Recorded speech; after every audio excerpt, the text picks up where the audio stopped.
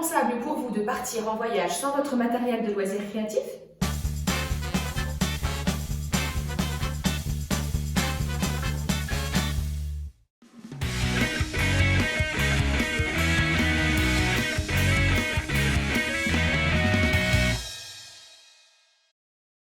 Bonjour et bienvenue sur Trop bien, faut que j'essaye. J'espère que vous allez pouvoir très prochainement partir en vacances ou ne serait-ce qu'en week-end pour un petit peu vous détendre. Mais qui dit détente dit aussi loisirs créatifs. Je vous propose aujourd'hui de réaliser une petite boîte style kit de survie ou atelier ambulant, enfin quelque chose qui va vous permettre de partir avec tout votre matériel de loisirs créatifs. C'est parti en images.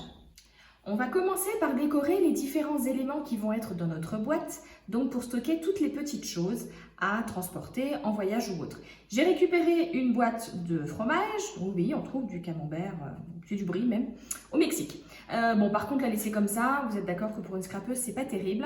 Alors, ce que je vais faire, c'est que je vais utiliser du craft gommé. En fait, cette partie qui, alors je sais pas si on voit, c'est une partie qui est un petit peu brillante. En fait, quand je vais l'humidifier, ça va coller. Le côté brillant, c'est là où il y a de la colle. Donc en fait, je vais l'humidifier et je vais venir le coller tout autour de ma boîte. Alors pour l'humidifier, soit vous avez un petit spray, un petit pchit, soit vous prenez, alors ou avec les doigts ou avec une petite éponge, vous allez en fait humidifier. Voilà, c'est l'intégralité. Il faut faire vite parce que sinon après ça sèche et ça colle plus. Voilà, et je le positionne donc autour de ma boîte. Voilà, je vais couper, donc on peut le superposer. Et voilà, alors on voit encore un petit peu les écritures en transparence, mais bon, c'est pas très grave. J'ai ensuite découpé dans un de mes papiers imprimés, j'ai tracé le gabarit du rond et je vais venir tout simplement donc coller sur ma boîte. J'ai fait pareil sur le fond de ma boîte, donc j'ai collé mon papier craft. J'ai mis quand même à l'arrière du papier blanc, je trouvais que ça faisait plus joli. Et en fait, donc à l'intérieur, j'ai mis du ruban, des petites chutes de ruban que je vais pouvoir transporter. Je vais donc refermer ma petite boîte et vous retrouverez sur ma page Facebook 2 pages avec tous les gabarits de ce que nous allons utiliser aujourd'hui, des étiquettes, des écritures ou autres. Voilà, donc ça, je vais venir le positionner ici et dessus, je vais écrire ruban. Voilà, ma boîte à rubans est terminée. Alors, il faut mettre autre chose dedans que des rubans, hein, mais moi, j'ai choisi donc d'y mettre des rubans.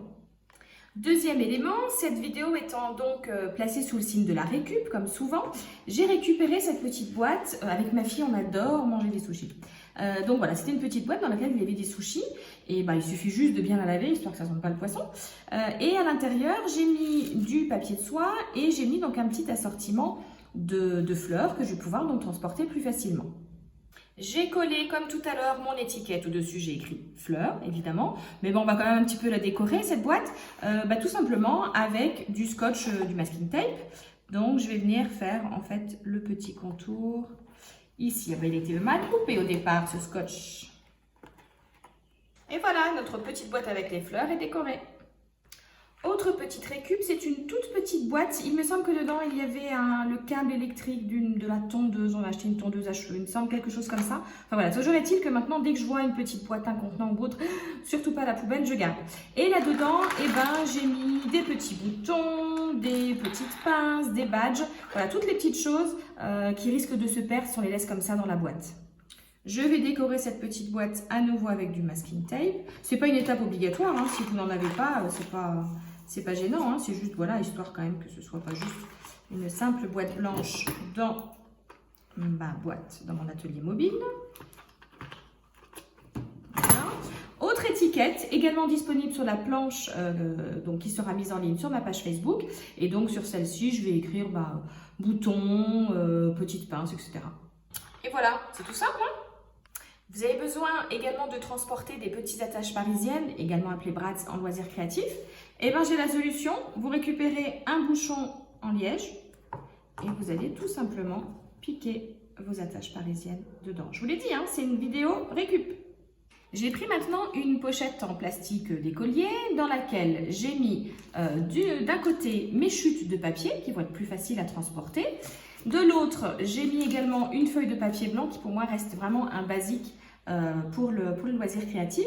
Et si vous êtes une adepte des masking tape, au lieu de transporter tous vos rouleaux, eh ben, la matière plastique va faire que vous allez pouvoir positionner votre scotch, mais que vous allez pouvoir le détacher sans problème et que ça va garder tout le côté collant sans aucun problème après. Donc, je vais en choisir plusieurs comme ça pour avoir un petit assortiment.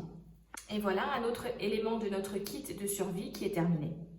Les perforatrices étant bien trop lourdes à transporter et prenant bien trop de place, j'ai découpé dans mes chutes de papier des ronds, des cœurs, des étoiles, des petites étiquettes que j'ai placées à l'intérieur d'une petite pochette en plastique, vous savez, pour les bonbons. J'ai également mis des petites perles autocollantes et ça, je vais simplement le fermer avec un petit morceau de masking tape. On passe maintenant à notre boîte. Alors, les boîtes à pizza, vous pouvez très facilement aller en demander une à votre camion ou marchand de pizza préféré, de vous en garder une de côté. Je suis sûre qu'il le fera sans aucun problème. La mienne ici, elle est brute, il n'y a pas d'écriture. Très souvent, vous avez déjà un pizzaiolo qui est dessiné dessus ou pas. Vous allez voir tout à l'heure quand on va la décorer que nous, on va cacher quand même une grande partie. Mais au cas où, vous pouvez remettre une grande feuille par-dessus pour cacher, recouvrir avec du papier craft ou peindre doucement avec la peinture parce que le carton va boire. Mais voilà, il y aura plein de solutions à ce niveau-là. Je souhaite à l'intérieur de ma boîte également transporter des stylos, des ciseaux ou autres. Alors, j'ai déjà commencé un petit peu avant qu'on ne commence à filmer. Alors, à partir de 8 cm du pli, en fait, du bord de ma boîte, j'ai tiré un trait, ok? Et j'ai fait des petits tirés tous les 1 cm. Ce que je vais faire, c'est qu'avec mon pistolet à colle, je vais en fait mettre de la colle ici, donc sur le 2e centimètre, on va dire. Je vais donc garder un petit peu de marge. Voilà, j'appuie pour coller. Et en fait, c'est à cet endroit-là, je vais juste attendre que ça sèche bien, que je vais pouvoir donc insérer mon stylo. Donc, j'ai collé sur l'équivalent d'1 centimètre et je vais recommencer comme ça tous les 1 centimètre. Donc, j'ai collé sur 1 cm. Je laisse maintenant 1 cm ici de libre. Je remets de la colle sur 1 cm derrière après et je recolle. Okay? Et comme ça, ainsi de suite jusqu'à la fin. Voilà, donc libre à vous d'adapter, d'en mettre jusqu'au bout. Moi, j'avais fait une sélection un petit peu des feutres que je voulais éventuellement transporter. Laissez peut-être une petite boucle un petit peu moins importante si vous avez un stylo plus fin à placer. C'est toujours pratique d'avoir des petits post-it ou autres, donc j'en ai détaché d'un bloc et je vais venir tout simplement les poser ici au bout. Je positionne donc maintenant à l'intérieur mes différents éléments. Alors, l'avantage d'une boîte à pizza, c'est qu'en général, c'est plus grand que vos papiers de scrap. Enfin, demandez pas une boîte pour une petite pizza du coup. Les papiers de scrap faisant 30,5 par 30,5, faut que votre boîte fasse au moins 32 par 32. Je ne sais plus exactement quelles sont les dimensions. Moi, la mienne, voilà, j'ai largement de la place. Donc, je pose mes papiers au fond. Je vais pouvoir poser ma feuille avec mes chutes de papier et mon masking tape. Je vais pouvoir poser ma boîte de camembert avec mes rubans, ma petite boîte avec les boutons et les badges, mon bouchon de liège avec les brads et enfin ma boîte avec les fleurs. On est bien d'accord qu'on ne peut pas laisser cette boîte comme ça, pas décorée, c'est impensable. Alors, sur ma page Facebook, comme je vous l'ai dit tout à l'heure, vous allez retrouver une planche d'étiquette sur laquelle il y aura donc mon kit de survie.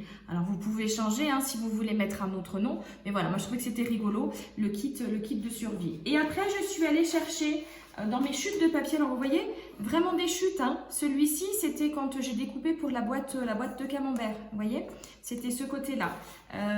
Vous avez déjà vu que j'adore utiliser les napperons, c'est des napperons de cuisine pour décorer.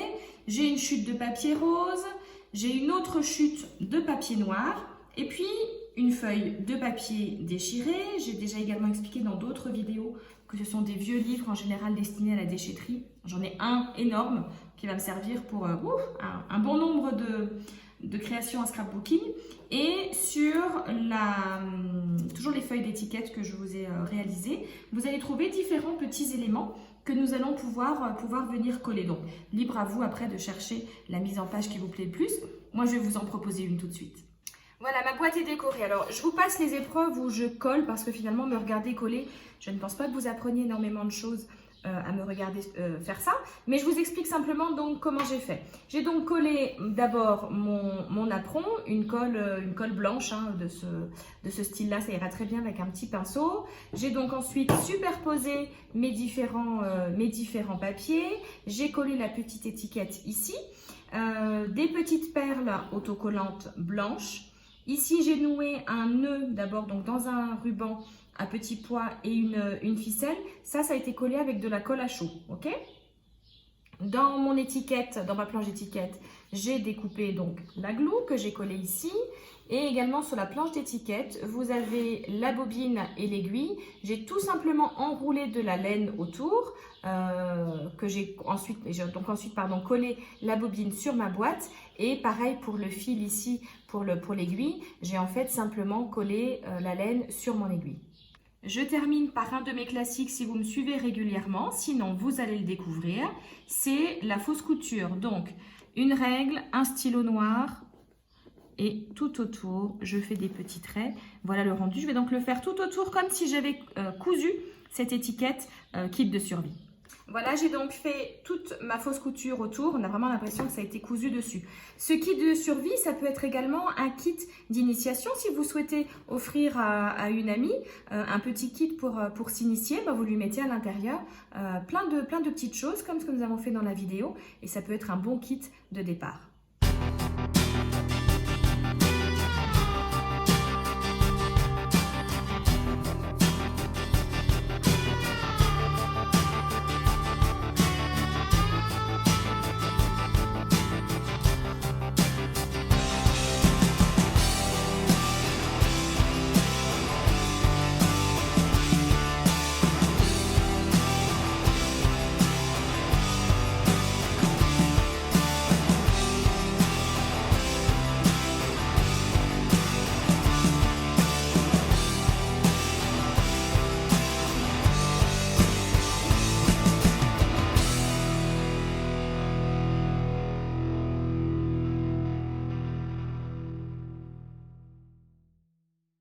J'espère que ce tuto vous aura inspiré et surtout vous avez vu la dimension facile à cacher dans votre valise entre votre short et votre t-shirt. N'hésitez pas si vous réalisez un de mes tutos à me laisser un petit commentaire et à m'envoyer une photo, je me ferai un plaisir de la publier sur ma page Facebook. N'oubliez pas également de vous abonner à ma chaîne, à activer la petite cloche pour recevoir une notification et à lâcher des petits pouces bleus.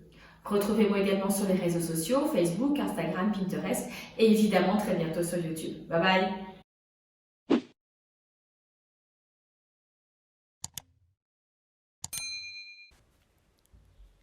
Et j'espère qu'en regardant cette vidéo, vous vous êtes dit « Oh trop bien, faut que j'essaye ».